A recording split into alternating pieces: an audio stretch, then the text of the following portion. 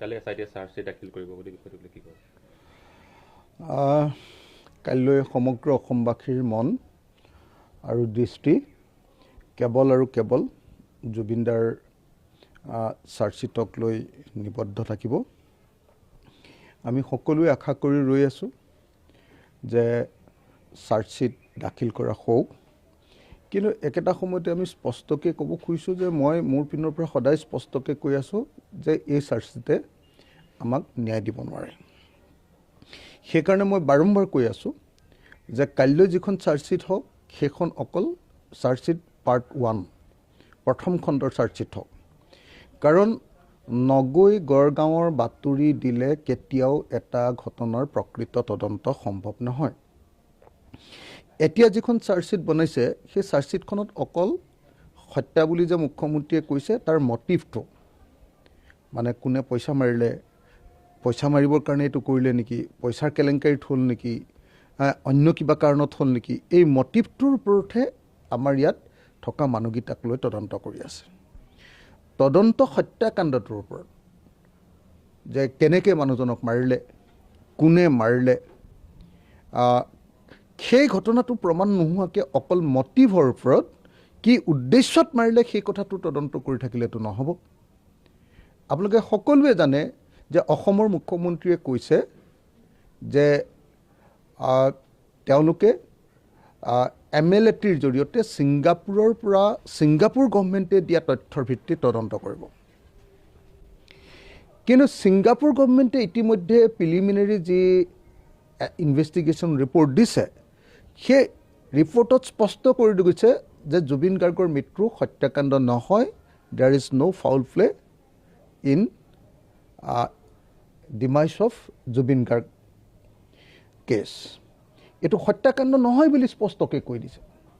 যদি হত্যাকাণ্ড নহয় বুলি কোৱা তদন্তৰ ওপৰত ভিত্তি কৰি ইয়াত হত্যাকাণ্ড কিয় হৈছিলে এইটো তদন্ত কৰি থাকে, তেতিয়াহ'লে তাৰ ফলাফল আহিব জানো? এইটো কেতিয়াও নাহে। সেইকাৰণে মই কৈছোঁ যে এতিয়াৰ যিখন চাৰ্জশ্বিট এইখন অৰ্ধ সমাপ্ত চাৰ্জশ্বিট হ'ব। এইখনত এটা দিশ আমাৰ ভাৰত বা অসমৰ মানুহকেইটাৰ কথাকেইটা ইয়াত উলিয়াব পৰা যাব, কিন্তু পৃথিৱীৰ কোনো তদন্ত যেতিয়ালৈকে IO আৰু CIO প্লেচ অফ অকাৰেঞ্চ য'ত ঘটনা ঘটিছে তালৈ নাযায় তেতিয়ালৈকে সেই তদন্ত সম্ভৱপৰ নহয়। গতিকে মই ভাবোঁ যে কাইলৈ যিখন চাৰ্জশ্বিট দিব সেই চাৰ্জশ্বিটখন কেৱল আৰু কেৱল এটা অংশকালীন এটা ফাৰ্ষ্ট চাৰ্জশ্বিট হ'ব লাগে, আৰু সেই চাৰ্জশ্বিটত কেৱল আৰু কেৱল অসমত থকা মানুহকেইটাৰ কথা আহিব পাৰে, ঠিক আছে, কিন্তু তাৰ পাছত IO ছিংগাপুৰলৈ যাব লাগিব। এইটো আটাইতকৈ ইম্পৰ্টেণ্ট। ছিংগাপুৰলৈ গৈ তদন্ত কৰিব লাগিব, সেইটো আটাইতকৈ বেছি গুৰুত্বপূৰ্ণ। মই ভাবোঁ যে যি সাগৰৰ পানীত আমাৰ জুবিনদাৰ মৃত্যু ঘটিছে সেই সাগৰৰ পানী চাবলৈ নোযোৱাকৈ, তাত তদন্ত নকৰাকৈ, সেই পানী এবাৰো স্পৰ্শ নকৰাকৈ কৰা তদন্ত এটা ভেকু ভাওনাৰ বাহিৰে আন একো নহয়। অসমৰ মুখ্যমন্ত্ৰীয়ে কেৱল আৰু কেৱল ইয়াক ৰাজনৈতিক ইছ্যু কৰি পেলালে। প্ৰথম দিনটোৰ পৰাই, এই জুবিনদাৰ মৃতদেহ ইয়ালৈ অনাৰ দিনটোৰ পৰাই গামোচাৰ লগত আপোনাৰ আৰনাই দি সেই সময়ৰ BTAD ইলেকশ্যনক লৈ তেওঁ খেলা খেলিব খুজিলে।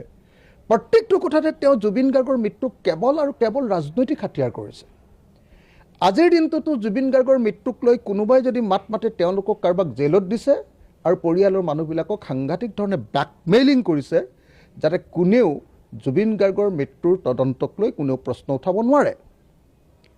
মইহে কেৱল যি হ'ব হ'ব বুলি য'তে ত'তে হাল্লা হাংগামা লগাই আছোঁ, নহ'লেতো মানুহে মাতিবই নোৱাৰে, লগে লগে জেলতে ভৰাই দিয়ে।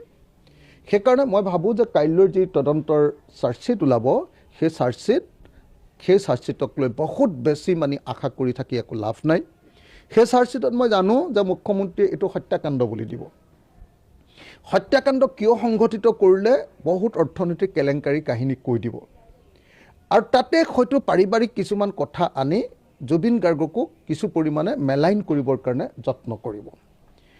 আৰু এই গোটেই কাহিনীটোত সাগৰ আৰু জুই এই দুইটাকে মেইন আপোনাৰ মেইন বস্তুৰূপে লৈ, আপোনাৰ মানে এনকুৱাৰীৰ চেণ্টাৰ ৰূপে লৈ গোটেই তদন্তৰ প্ৰতিবেদনখন দিব মই এনেকৈ ভাবি আছোঁ যিটো বুজি পাইছোঁ চৰকাৰৰ কথা বাৰ্তা এনকুৱাৰী অফিচাৰ বিভিন্নজনৰ লগত পুলিচ অফিচাৰ চৰকাৰী অফিচাৰ্ছ পলিটিচিয়ান চবৰ লগত কথা পাতি মই সেইটোও বুজি পাইছোঁ গতিকে কাইলৈৰ যি তদন্তৰ চাৰ্জশ্বিট দিব তাৰ প্ৰতি আমি কঠোৰ দৃষ্টি নিক্ষেপ কৰি থাকিম আমি একদম তীক্ষ্ণ দৃষ্টি নিক্ষেপ কৰি থাকিম কিন্তু মই ভাবোঁ যে কাইলৈ চাৰ্জশ্বিটে কেতিয়াও ন্যায় নিদিয়ে কাইলৈ চাৰ্জশ্বিটৰ জৰিয়তে অসমৰ মুখ্যমন্ত্ৰীয়ে আকৌ এটা ৰাজনীতি কৰিব ৰাজনীতিটো হ'ল যে তেওঁ ক'ব যে মই ন্যায় দি দিলোঁ চব হত্যাকাণ্ড বুলি কৈ দিলোঁ কিন্তু হত্যাকাণ্ডটো প্ৰুফ তেতিয়াহে হ'ব যেতিয়া কোৰ্টৰ জৰিয়তে ছিংগাপুৰৰ পৰা তথ্য আহিব